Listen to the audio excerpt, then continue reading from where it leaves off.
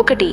ఐగుప్తులోనికి యాకోబుతో వచ్చిన ఇశ్రాయేలీయుల పేరులు ఏవనగా రూబేను, షిమ్యోను, లేవి, యూదా, ఇశ్శాఖారు, జెబూలూను, బెన్యామీను. 2. దాను, నఫ్తాలి, గాదు, ఆషేరు. 3. వీరిలో ప్రతివాడును తన కుటుంబముతో వచ్చెను.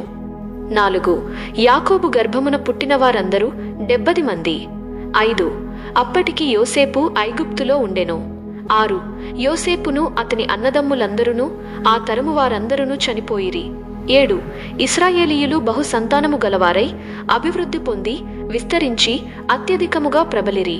వారున్న ప్రదేశము వారితో నిండియుండెను. 8. అప్పుడు యోసేపును ఎరుగని క్రొత్తరాజు ఐగుప్తును ఏలనారంభించెను. 9. అతడు తన జనులతో ఇట్లనెను, ఇదిగో, ఇశ్రాయేలు సంతతి అయిన ఈ జనము మనకంటే విస్తారముగాను బలిష్టముగాను ఉన్నది. 10. వారు విస్తరింపకుండునట్లు మనము వారి ఎడల యుక్తిగా జరిగించుదము రండి.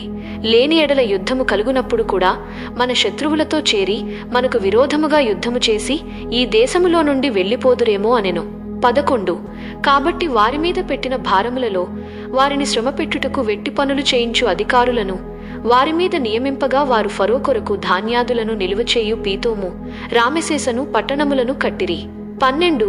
అయినను ఐగుప్తీయులు వారిని శ్రమపెట్టిన కొలది వారు విస్తరించి ప్రబలిరి గనుక వారు ఇశ్రాయేలీయుల ఎడల అసహ్యపడిరి. 13. ఇశ్రాయేలీయుల చేత ఐగుప్తీయులు కఠినముగా సేవ చేయించుకొనిరి. 14. వారు ఇశ్రాయేలీయుల చేత చేయించుకొనిన ప్రతి పనియు కఠినముగా ఉండెను. వారు జిగటమంటి పనిలోను, ఇటుకల పనిలోను, పొలములో చేయు ప్రతి పనిలోనూ కఠిన సేవ చేయించి వారి ప్రాణములను విసికించిరి. 15. మరియు ఐగుప్తురాజు షిఫ్రా పూయా అను హెబ్రీయుల మంత్రసానులతో మాటలాడి 16. మీరు హెబ్రీ స్త్రీలకు మంత్రసాని పని చేయుచు వారిని కాన్పు బిడ్డల మీద చూచినప్పుడు మగవాడైన ఎడల వాని చంపుడి, ఆడుదైన ఎడల దాని బ్రతుకనీయుడని వారితో చెప్పెను. 17.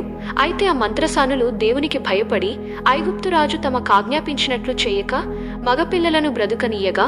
18. ఐగుప్తురాజు ఆ మంత్రసానులను పిలిపించి, మీరెందుకు మగపిల్లలను బ్రతుకనిచ్చుతిరి? ఈ పని ఏల చేసితిరి అని అడిగెను. 19. అందుకు ఆ మంత్రసానులు, హెబ్రీ స్త్రీలు ఐగుప్తు స్త్రీల వంటి వారు కారు, వారు చురుకైన వారు. మంత్రసాని వారి యొద్దకు వెళ్ళక మునుపే వారు ప్రసవించియుందురని ఫరోతో చెప్పిరి. 20. దేవుడు ఆ మంత్రసానులకు మేలు చేసెను. ఆ జనము విస్తరించి మిక్కిలి ప్రబలెను. 21. ఆ మంత్రసానులు దేవునికి భయపడినందున ఆయన వారికి వంశాభివృద్ధి కలుగచేసెను. 22. అయితే ఫరో, హెబ్రీయులలో పుట్టిన ప్రతి కుమారుని నదిలో పారవేయుడి, ప్రతి కుమార్తెను బ్రతుకనీయుడి అని తన జనులందరికీ ఆజ్ఞాపించెను.